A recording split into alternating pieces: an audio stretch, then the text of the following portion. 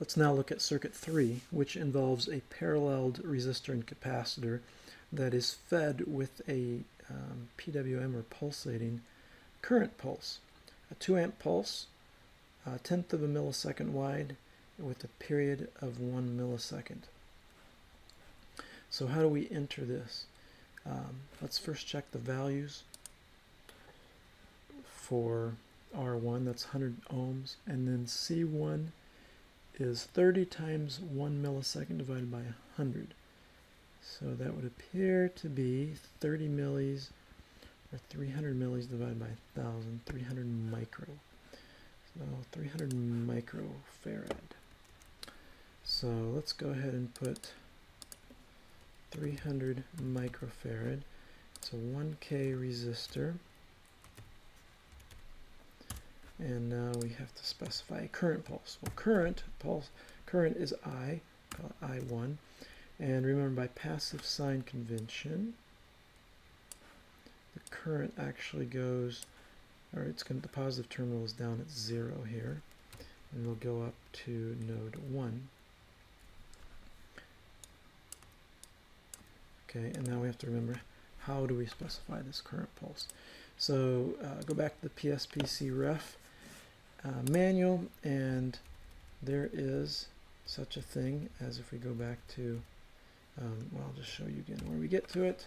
We're looking for a part, analog device, independent voltage source. That takes us to the independent current sources. We scroll down and see that there are different types. The pulse is one of them. So let's go to look at, here's the pulse. And here's how it's specified. The initial current is first specified, or initial voltage. Then the pulsed current value, so that'll be the 2 amps, this will be 0. Any delay, which we won't have any delay. A fall time and a rise time for the pulse, so it doesn't necessarily rise and fall in 0 time. So we'll put a real small value here. And then the pulse width and the period. That's interesting. I thought it was the rise time and then the fall time. But anyway, we're going to make them the same anyway. So here we go. So we have the initial amplitude is 0, first pulse, 0 amps, 2 amps. Any delay, there's no delay. Fall time, I'm going to make it real small, like 1 nano. Rise time, 1 nano. Then pulse width, we were told 0.1 milliseconds, and period, 1 millisecond. There we go. And how long do we want to run this for? It's got a 1 millisecond period. And the time constant, if you look at this, 0.1 milliseconds times 1K is going to be 0.3 seconds. So maybe we'll run it for 0.3, do like, let's just do 4 times that. So that'd be over 1 second, 1.2 seconds. And the time constant, or the time step, we will say, let's just do 1 milli for right now. I'm too tired to think. Okay. And what do we want to look at? We want to look at the voltage across the capacitor. So that's V1. Alright, so it's still going up. So let's run this longer. We'll go all the way up to 2 seconds. Alright, it gets up to about 200 volts. And let's see if this makes sense. We have 2 amps times 100 ohms is 200 volts. Something's not quite right there. Let's look at I1. I have an issue there. Let's look at I1. I of I1. Ooh. Alright, we're going to have to zoom in a lot there. So let's just look at, it's got a period of 1 millisecond, so let's look at 2 milliseconds. Okay. So it looks correct. It's pulsing to 2 amps for 1/10 of a second. So it has an average value of 2 amps times 10% duty cycle, or 0.2 amps. So 0.2 amps, I have 1K here, that's my problem.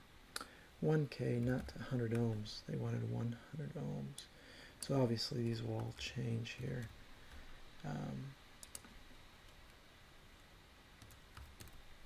Let's try this again. Zoom out. There we go. Let's do this here.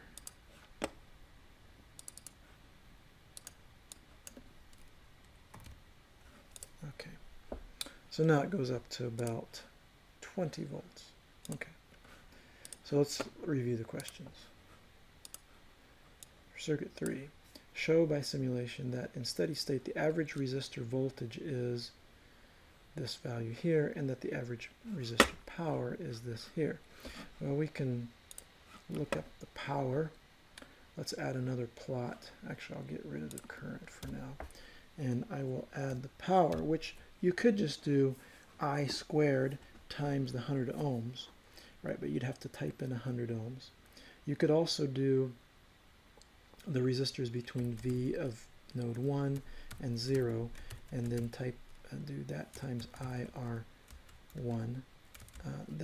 That would work. But SPICE has a facility for calculating power right away. It's WR1, so we'll just go ahead and use that. So there's WR1, and it goes up to, it looks like 4 watts. So you need to confirm that it's actually, I don't know, does this end up being 4 watts? 2 squared. You can work it out. Looks like it's going to be. And then what is the peak-to-peak resistor voltage? So here's the voltage, and you can see, although it comes up to 20 volts, there is some ripple here. So let's zoom in right in here, and this is where you could use the cursor, or you could turn on the measurement results and say we want to get the maximum in this range, or the minimum in such and such a range, and specify a range that would be out here and not back in this area down here where it's not in steady state yet.